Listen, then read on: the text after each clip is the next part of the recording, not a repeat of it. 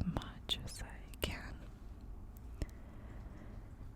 But that's my life, or it's been for the last week. And having him sick is like having a 2-year-old who can't tell you what's wrong, doesn't want to take medicine. The story of my life. Now, today's case might be triggering for some people. So I'm going to start this by saying, if you're thinking about harming yourself, just skip this video altogether. But before you exit, write down this number. This is the National Suicide Prevention Lifeline, and it's 1-800-273-8255. 1-800-273-8255. If you don't feel like talking, but you're struggling, you can text 24/7 the word home,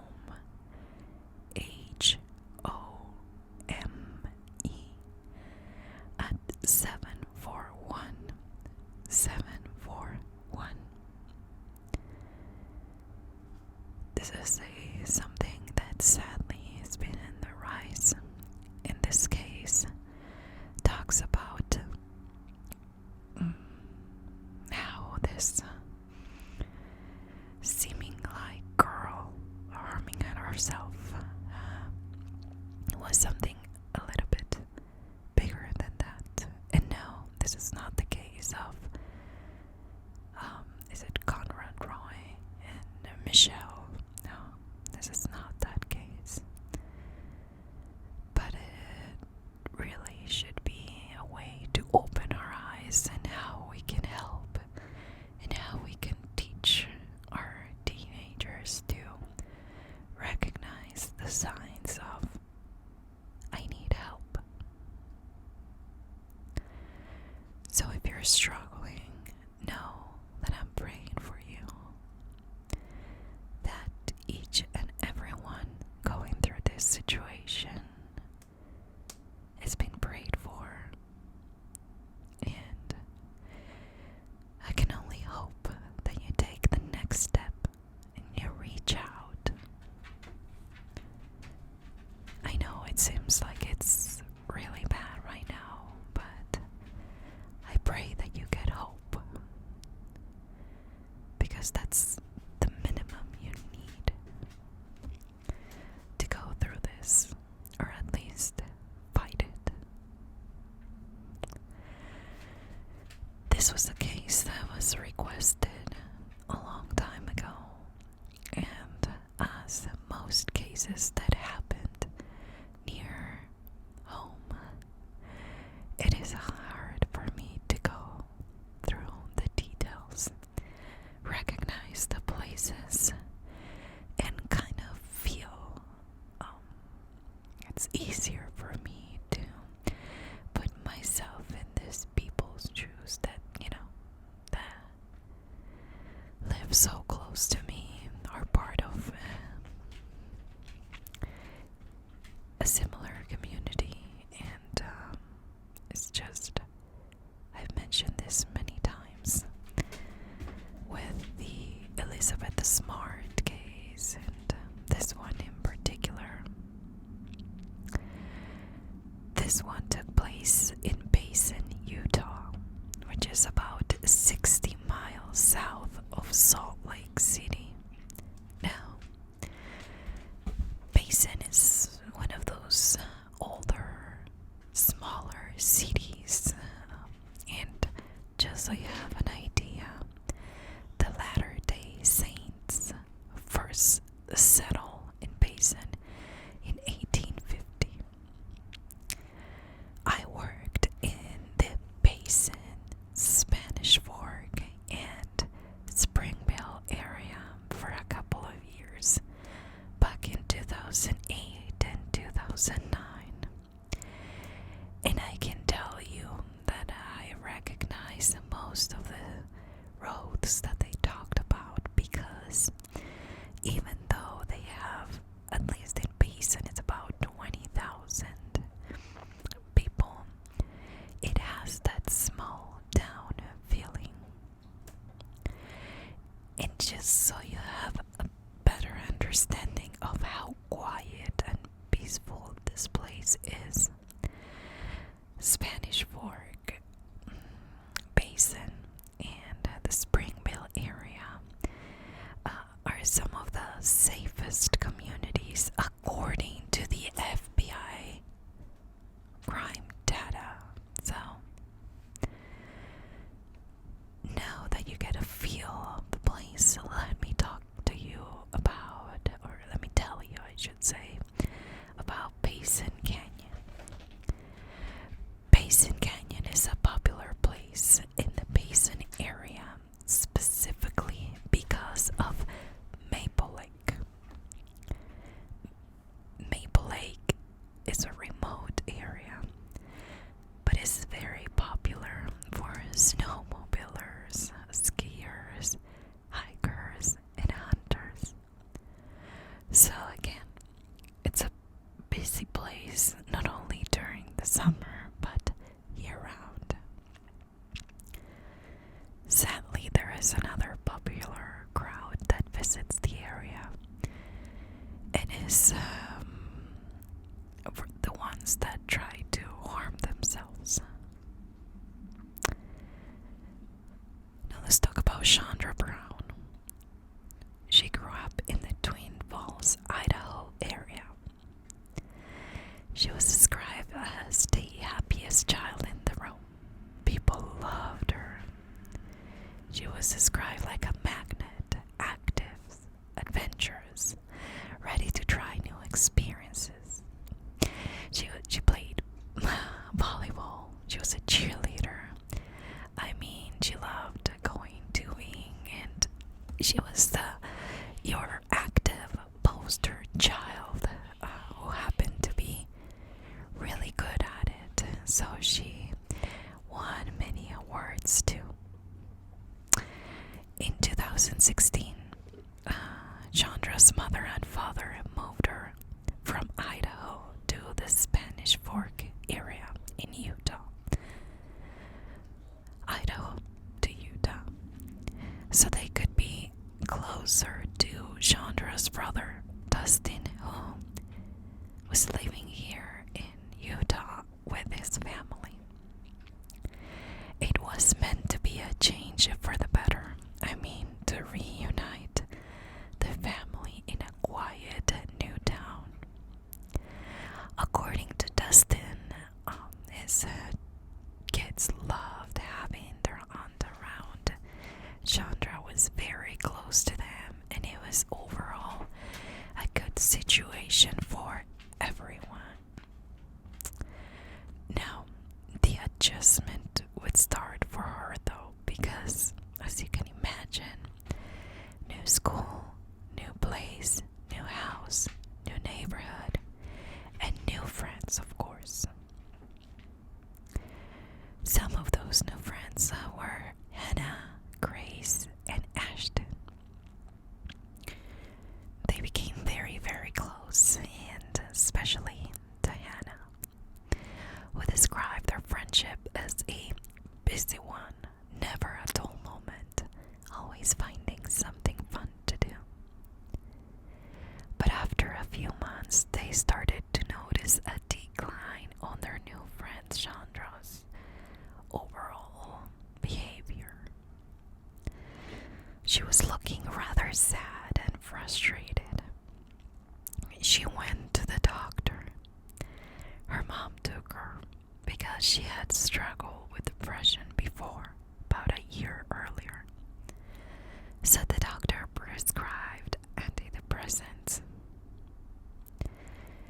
As we all know, and if you don't, just read a little bit more about it, because if you know somebody with depression, you might think that they are just sad.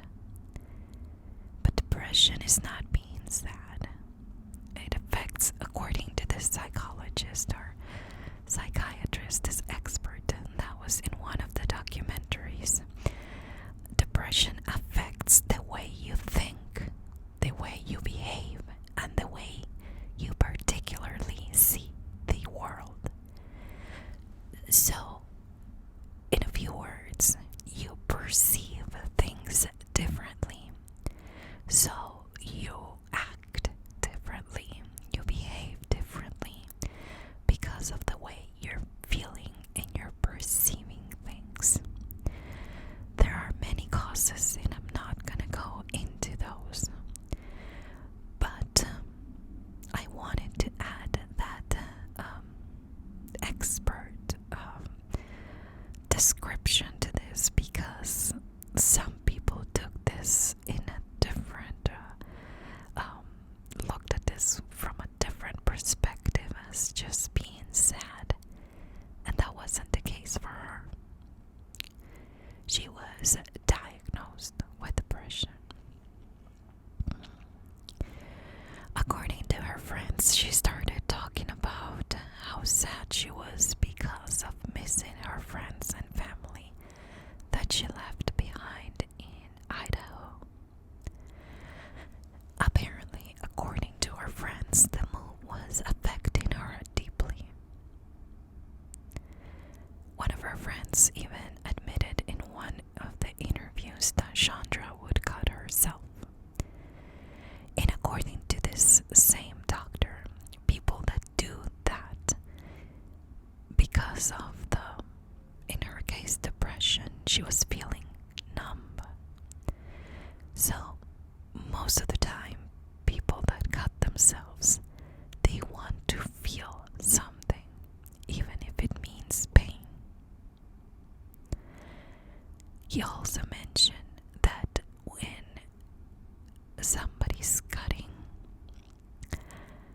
it's a sign of depression, but it's also a sign of trying to reach out without even knowing that they are.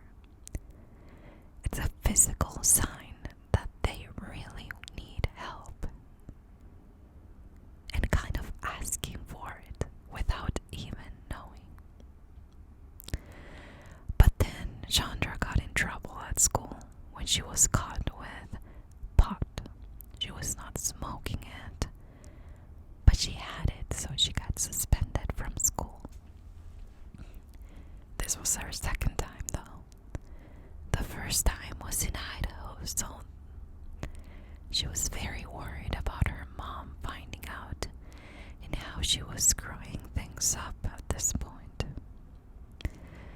So when she got home, the mom knew and was mad at her, but decided to take some privileges away, like her phone, and kind of wait until both of them cooled down to have a talk. Later that night, her mom, Sue, dropped her off at her night job at Wendy's. She was supposed to be off by 1:30 a.m. Sadly, she never made it home. And when her mom realized that she wasn't coming back, she couldn't even call her because she had her daughter's phone. So Sue decides to call the police because she thought she's mad, she got in trouble, she got her phone taken away. She probably ran away. Sadly, on May 6, 2017, at around 7:15 a.m., a turkey hunter was in the Maple Lake area and noticed the body of a young girl hanging from a tree branch and called 911. The first thought was, like, she took her own life, especially with the scenario that I just described. But the police soon enough would realize that it was wasn't so simple. There were clues that pointed to somebody else being with her when this happened. The police found 2 grocery bags in the area. Inside one of them, a receipt for a purchase of rope. But it was paid with a debit card in the name of Tyrell. And I'm not going to say his last name because I'm going to butcher it. But it's P-R-Z-Y-B-Y-C-I-E-N.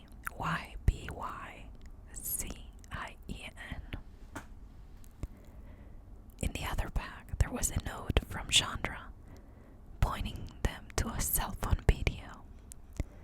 This was still her phone, but it was a spare one that she had in case that she got in trouble and got it taken away. When the police found the phone, it was out of battery, so the detective took it with him and charged it.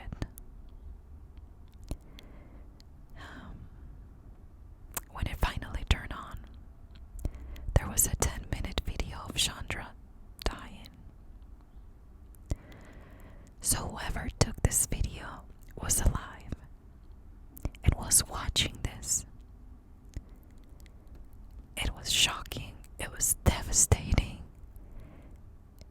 It was something that it left you wondering, how can you watch this and not do anything about it? The police immediately thought, well, the person that bought the rope more than likely was the one filming. And so they decided to look for this Tyrell guy. However, he wasn't going to be hard to find because he was actually there at the scene. And he decided to go straight to talk to police. He told them his name. And the police asked him, "What are you doing here?" And his answer was, "I wanted to make sure she was dead." Then they decided to go together to the Utah County Sheriff's Office for some more questioning. Now, who is this Tyrell guy and how did he meet Chandra? Let me tell you a little bit about Tyrell before we go into his interview. According to Tyrell's mother, Brittany, and who seemed like a really honest person and not the kind of mother that would defend his son to, the grave, more like open, and I just thought that she described him in a way that I don't know, not every mom does. She said that growing up, he was a quiet kid who cared for others. Smart, super smart. He was ahead in his reading, in his math, science. He was very active and tried sports like soccer, baseball, basketball, wrestling. She said that he made her proud.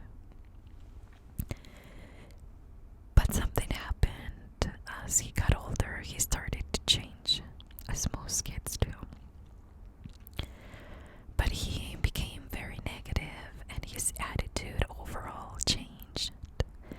So his mom took him to the doctor, where he was diagnosed with depression. His mom said in an interview that she never met or knew of Chandra. But Tyrell and Chandra met through a mutual friend, Tyler. Tyler introduced them, but then Chandra started hanging out with him a lot, according to her friends. The friends, however, described their relationship as friends, not romantic, and that she wanted to help him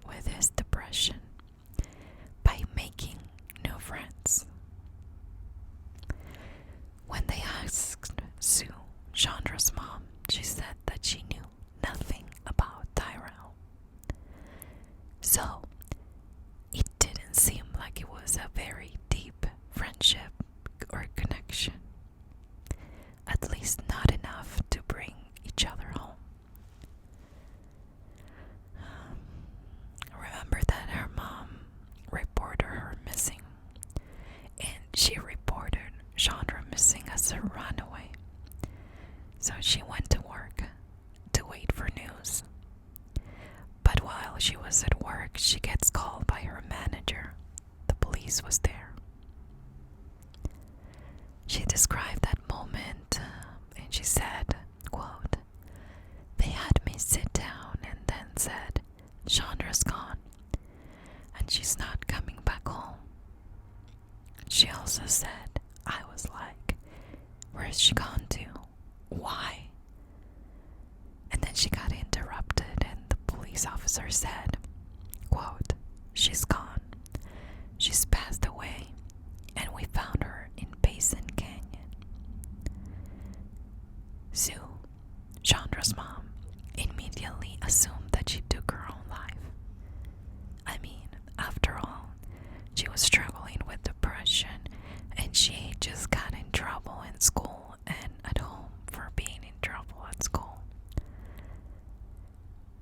She said something that broke my heart completely and said, quote, "I should have loved her more. I should have gave her more love." And to be honest, it breaks my heart because I don't think that as a mother you can love your children more, but you can show more love. And sometimes showing love, it's perceived by teenagers as a weak spot, you know. And so sometimes parents act really tough around their teenagers because they don't want to seem weak. So I don't think she could have loved her more. I think it's tough being a parent of a teenager. It's hard. It is a lot of work, mental work, and whoever lies to you and tells you that as soon as your kids leave the diapers, things get easier, they're lying. Now let's go back to the station where Tyrell was being questioned. He told the police that they were not close friends, he and Chandra, that they just knew each other. He said that she kept saying that she wanted to die and that she asked him to do it. So he eventually said, "Okay, I will make it happen for you." He later said that he got a text from her that night and that she said, "Let's do this tonight." And when they checked his phone, they realized that yes, she did text him that night saying that. But they've been talking about this for about 2 weeks. And actually, of the whole thing from the first week that they met, he was the one doing the research on how to do it and help with it. On the text, she said she was at work. So he went to pick her up. Then they went to Cal Ranch, which is a store here in Utah. I'm pretty sure that a lot of states have that store. And he bought with his debit card 20 feet of nylon rope. While he was telling this to the police, he started crying and saying that he asked her several times, "Are you sure you want to do this?" And she said yes, almost like excusing himself.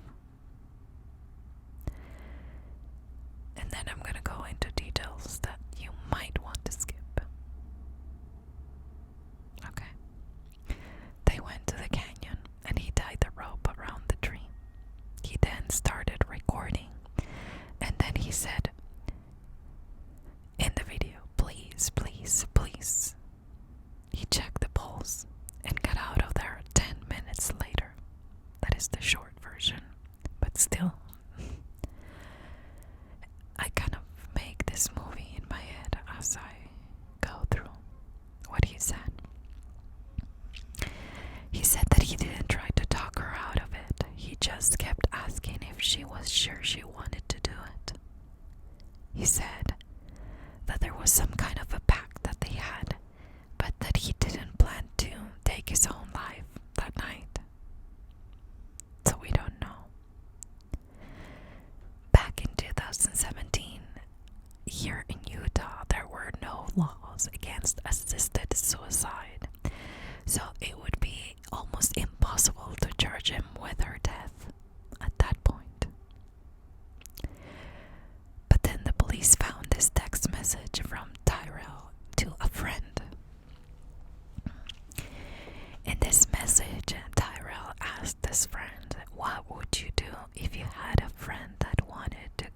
themselves. And the friend replied, I would talk them out of it, of course.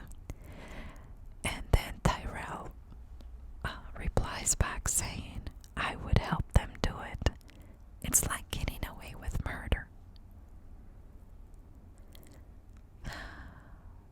This sounds like a teenager kind of conversation, to be honest. And at this point, I think that what, do you take it seriously? The police did. So this proved to the police that this, in their mind, was intentional. So 5 days later, after that first interview, he was charged with first-degree murder. When he was asked later on why he went back to the scene, he said that he wanted to remove the rope to keep it as a momentum, I guess. Even a trophy. That's just sick. He also was he was the one to put Chandra's goodbye letter in her mom's mailbox. In the note, she said, "This is my decision." So that was his only defense. Was it her decision, though? Tyrell later on said that he felt guilty because he facilitated everything for her. He came up with a plan and even bought the rope. I mean, this guy's been talking left and right. So it's not the best news for his lawyer at that point, who plans to use the letter where she writes, "It was my decision," to try to help him if he could. Now, when they asked this doctor about what she wrote and everything, the doctor said that she seemed determined to do it. However, she could have had those feelings for a long time and never act on them. She never told her other friends about how she felt about that, or even the idea of taking her own life. So according to this doctor, Tyrell's friendship was toxic. It made her, according to them, more depressed. So she had these horrible thoughts, and he provided the means. This doctor also said that a lot of people experience this, but they don't have somebody to facilitate how and the where and the when. And when you find somebody toxic that would find all those answers for you, it is more than likely that you'll do something that you wouldn't otherwise. And they go as far to say that without his support, she wouldn't have been able to do it. They don't think. So, in that testimony, the doctor said that they believe that she'd still be here today. He motivated her to keep moving towards that direction. And prosecutors, they used text messages and Tyrell's own words against him. There was one that was like, and this is something that Tyrell texted Chandra: "Can I mutilate your body and cut your head off and dispose of your body?" What?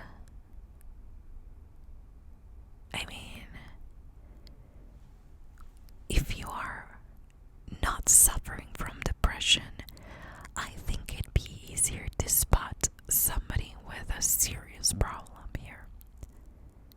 But Chandra couldn't see it. And he didn't care that she was going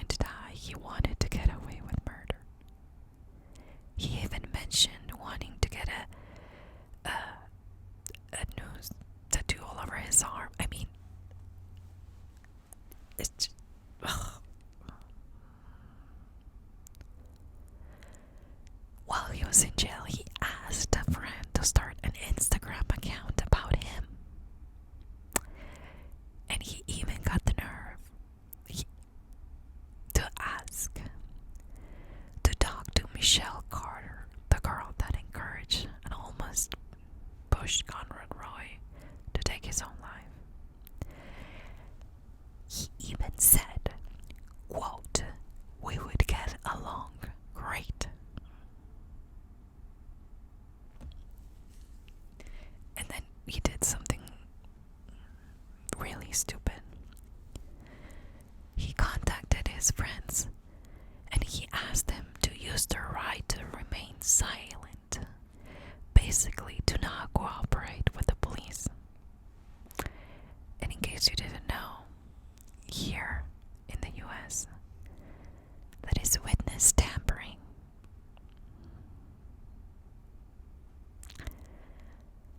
They had more than enough evidence and witnesses to win this. And he decided that he wanted to go to trial anyways. But the witness tampering charge was messing things up for him, so he decided to get a plea deal. Murder was 15 years to life, so they compromised and offered child abuse homicide, which is 5 years to life. 6 weeks later, he was sentenced to an indeterminate sentence of no less than 5 years, up to life. That's kind of messed up. Just tell how many years he got. But he's still serving at the Utah State Prison in Draper. I drive by that prison like almost twice a week. And you wouldn't think it's a prison. I mean, it's by the freeway, in case you didn't know. I-15, the one that takes you out of state. That's where it is. Because of him, the state passed a law. Now, assisted suicide qualifies as manslaughter, which is a second-degree felony. So now it makes sense. The child abuse homicide charge, because it was going to be hard to prove that this was premeditated murder or first-degree murder. Utah had no laws before this to charge him, which gave him an advantage. And really, it says minimum of 5, but can be up to life in prison. That kind of leaves it to his behavior in jail, which is kind of sick and concerning to me, because you can fake it. You can fake being a model guy in jail and get out and do something horrible. So in this case, he went to jail for assisting something that, according to expert, wouldn't have happened if he was not involved. It really should open our minds to see the underworld world of teenagers, especially those who are struggling with depression or mental health, whatever diagnose they have. You wouldn't think that you'd find a friend that would encourage you to do something this horrible. But when two people struggling with depression get together, you never know what's going to be the ending.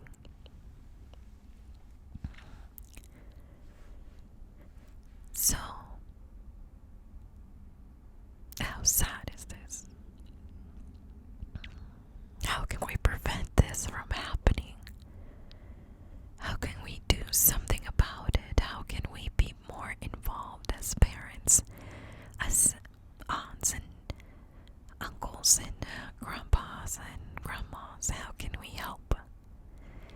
this is such a buried world that they live in?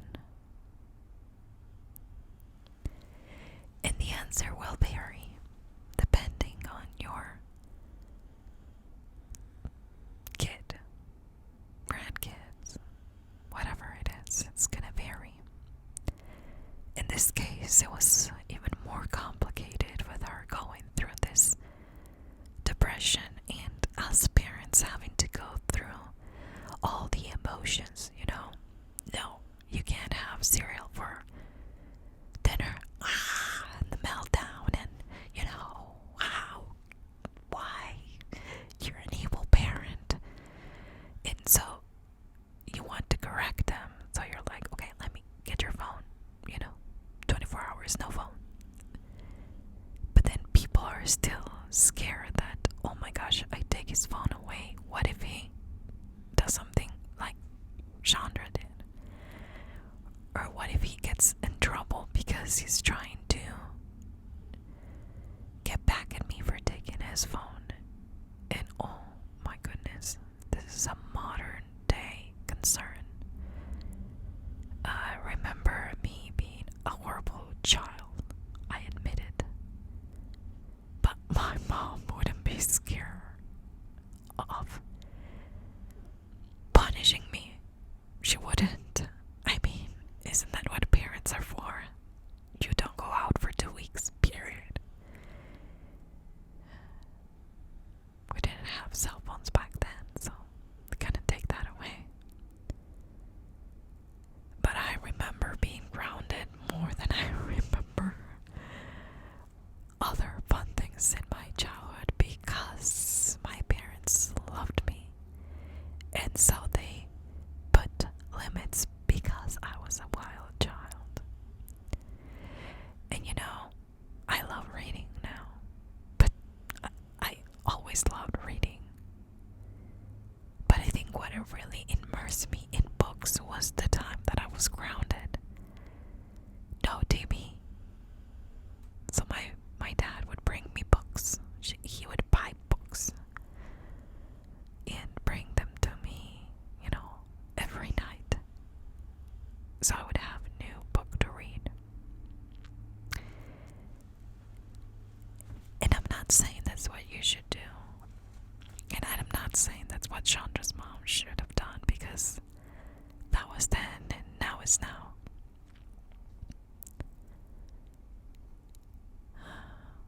But it's just so tragic to see that society today punish parents sometimes by blaming them for correcting them in a positive way. I'm not saying physically abusing anybody. That's not what I'm talking about.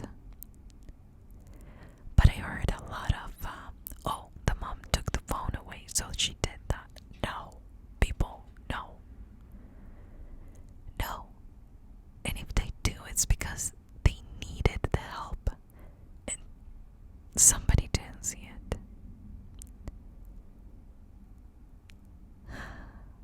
So if you have a friend that is struggling and you can't change their mind, say something. Please say something. A few years back, my daughter came to me being sad. She didn't want to tell me what was wrong. And then in the end, she said, well, my best friend, this guy's name, he is thinking about that, and I can't change his mind, Mom. He's determined. So, she said something. I went to the school. I talked to the counselor.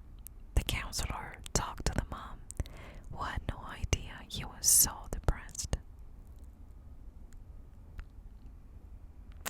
That was years ago. Now he has a girlfriend and he's like a happy teenager going through high school.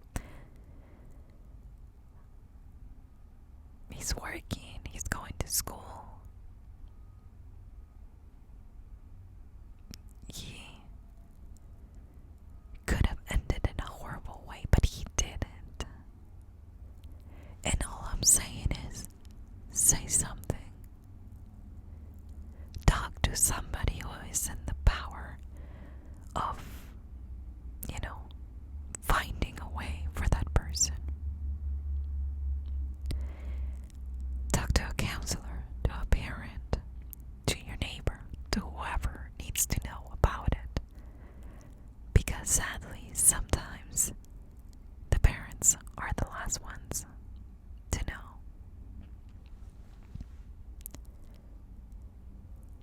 And no, I'm not saying that Chandra's mom could have prevented this. No, I'm not saying that. I am saying that this happened. What are we going to do about it so this doesn't happen again? We need to find a way to reach out, to kind of mend the gap.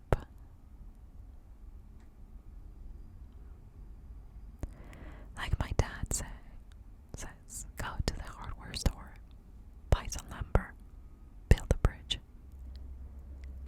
We need to build a bridge with those that really need the help and don't know how to say it. Or that they're determined to do something because of the way they feel right now, today. And the consequences of them leaving this world don't stop when they leave. Some of them even affect their friends. It will affect the family. I had a friend who did it, and he left 4 kids behind who have to deal with the idea that he did that. So it's such a horrible chain that will extend way beyond that day. So be a friend. Be a friend. Look for the signs. Say something. And let's hope that this never happens again. Welcome to my life. The cement truck is here. So I guess this is time to say goodbye.